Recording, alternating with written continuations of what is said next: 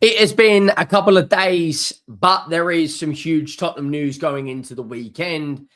And both pieces of news may upset a few people. I have just read the report. It's not even a report, it's more of a tweet coming out regarding Micky van der Ven and his contract at Tottenham. And when you think of this season, you think of last season, it has been an up and down, bumpy ride, to say the least, for all of us. We have been angry, annoyed, frustrated at the state of the football club. We had the highs of the highs, winning the Europa League in May against Manchester United. We brought in Thomas Frank. We had a good start to the season, but then fell off a cliff because of injuries, left, right, and centre. And now we're at a point where we're in a relegation dogfight. We bring in Igor Tudor. We get utterly destroyed in the North London derby, 4-1 by Arsenal. And we now have a very, very, very difficult run of fixtures to stay in the Premier League. Opta have said we've got a 4% chance of going down. It may even be a 6% chance of going down. But the big question will be, do this Tottenham team have the fight? Do they have the character? Do they have the determination to literally dig in and get results? But the two pieces of news are about Micky van der Ven. Micky van der Ven. And the second piece of news is Igor Tudor's comments regarding Spurs, his medical team. But let me tell you right now, I am going to try my absolute hardest here to not lose my mind. We are going to try and get better at doing that. Make sure you go down and drop a like on the video if you haven't already. Make sure you do hit the subscribe button as well. We are steam rolling our way to about, I think we're very, very close to 13,000 now. So if you enjoy the content, please go down, hit that subscribe button. The road to 20,000 is well and truly on. Big game this weekend. We'll be covering that. Fulham versus Spurs. Get down, show some love in the comments and get your thoughts across. But Sky Sports Premier League are not normally an account for sharing big pieces of news. And I'm not going to lie, I read this and I just thought, what is the fucking point? Micky van der Ven is said to be a long way off signing a new contract at Tottenham Hotspur, and it is understood that concrete talks over a new deal have not taken place. Now, let's get the elephant out of the room, right? Micky van der Ven is clearly unhappy at Tottenham. You put this with the video that went all over the socials of Igor Tudor trying to move the players up and Van der Ven is walking around. Now, Micky van der Ven, for me, is our best player. I know a lot of people like Romero. I know a lot of people like Xavi Simons. I know a lot of people like James Maddison. But he is our best player. Let's not beat around the bush. 24 years of age.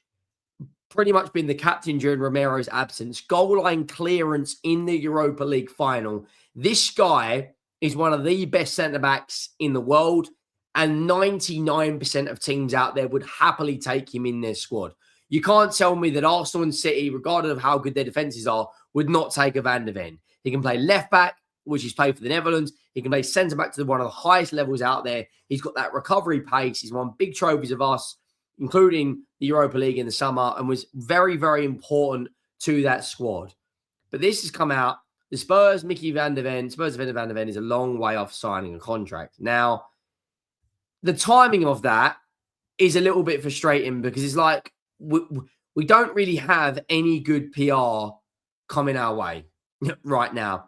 And then you look at the contract situation, you might be thinking, okay, so how long does he have left on his current deal? Now, he has 3.5 years, which isn't actually a huge amount of time for a player of Van der Ven's quality. You know, he's part of Team Raiola in the agency. His contract expires 30th of June, 2029. Now, I'm going to be honest. I don't think Van der Ven will be leaving if we bring in Pochettino in the summer and actually kick on in the right direction. But let's say, hypothetically, we do go down. One thing that you all have to think about, and someone actually reminded me of this recently, is none of our players have a relegation clause in their contract. So, for instance, we will have to pay out huge amounts of money if we do go down to players. We will have to pay an astronomical amount of money to a lot of teams, a lot of players. Now, we are only 4 points as it stands off the relegation zone. And we have got some very difficult fixtures coming our way. This is when we need players like Van der Ven, players like Romero when he's back, players like Kulusevski when he's back, Danso, Porro. We need them. We have literally got to pull together now, or we are fucking going down. Let's not, pussyfoot around. We haven't won a game in 2026. Like, that is an alarming stat. We've played 8 games. We are, when you look at the Premier League table, when you look at the last 5 games, if you go to table, last 5 matches, we're bottom. Like, everything about the club right now, it's not looking too good, is it? When you look at the home record this season, we're set 3rd from bottom. Like, Van der Ven, no one would blame him right now for wanting a move, looking at the shit show what's going on in this football club. No one would blame him. However, I don't think personally we will sell him in the summer unless we get relegated. And hypothetically, if we did sell him, it would cost an astronomical amount of money. You are talking 85, 90, maybe 100 million pounds. If Enzo Fernandez is 110, if Caicedo's 120, if Declan Rice is 100 million as well, you might be saying, yeah, but Micky van der Ven's not worth 100 million. But it's not necessarily what he's worth in terms of transfer value. It's what he's worth to that club. Wilfried Zaha, they turned down huge bids because it was worth a lot to Palace. Mitoma, Brighton turned down huge bids from Saudi because it was what he is worth to Brighton. The timing of this story, the timing of this week from Sky Sports, the timing's interesting because it happens to be when it's, when it rains, it pours. But we're in a situation now where we literally don't have a choice. We have got to start fighting. We've got to start getting results. Otherwise, we're in a serious bit of bother. Serious bit of bother.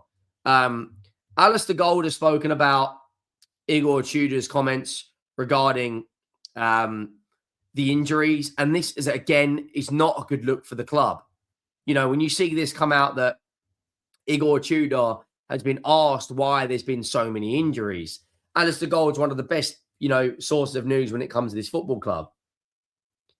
Igor Tudor has asked why Spurs have had so many injuries. I have my thoughts, I have opinions here, but I keep them to myself. I mean, like, it's just not a good look, is it? It's really not a good look. For the situation at this football club right now, it just seems to be one thing after the other. And we're at a position now where we are fighting for results. We are fighting to stay in the league. Now, that for me, there has to be a problem going on with our medical department. You can't have 10 to 15 injuries every single season without there needs to be major surgery, not just on the pitch, but behind closed doors. You look at the amount of players we had out for the North London derby. Like, it's at the point now where it's not even funny anymore. It's actually concerning. Like Maddison, okay, he did his ACL before the season started. Wilson Odobert did his ACL halfway through the season. Ben Davies is out with an ankle injury till April 2026. Udogie's out till mid-March 26. The likelihood of Pedro Porro and Danso being fit for Fulham is actually quite likely. But Kulusevski's out till mid-March. Bergval's out till late April. Bentancur is out till late April, right? Kudus is out till mid-April. If you look at Kulusevski, for instance, he got his injury on the 11th of May. The 11th of May, we were told it was going to be back in October, then it was December, then it was January, then it was February, now it's March. A knee injury that's not a crucial ligament to be out for June, July, September. Oh my God, June, July, August, September, October, November, December, January, February, March. We're talking 10 months. This club rattles me so much, I can't even flipping count calendar months. I don't really know what this is what he said regarding the Dejan Kulusevski injury, Igor Tudor. He said it's a week-to-week basis. You know, when they come, they come. We need to be focused. We need to be focused on the way also how they come back into the team. The main thing is time they are recovering to put them in good condition. Then he goes on to say, so when they come back, they're in good shape. Otherwise, yes, it's a problem, but we are working. This is an important part of our job. Yes, I know Decky from Juventus, fantastic player, fantastic guy, difficult moment. He also added, he's had really big problems, as you know here, but he's positive. It doesn't matter if he's positive. How bad is the flipping injury? Like, how bad are we talking? I don't know what do you guys make of it? Because for me, I'm sitting here, like, you see Van der Ven potentially leaving. You see the manager say how bad the flipping injuries are. And then not only that, you look at the fixtures we have got going our way, and it's like this fixture running here from Fulham away to Crystal Palace, which becomes a 6-pointer. We then have to play Liverpool away. We then have to play Forest at home, Sunderland away, Wolves away, Brighton at home. You know, we have to play Villa away, Chelsea away. And we've already announced 2 club friendlies at Sydney and Chelsea where, you know, they're going to be judging by the time difference somewhere in Asia. But I don't know, man. Like, my love for this football club is getting tested every single flipping day, man. Drop a like, hit that subscribe button. I'll see you soon. I'm out.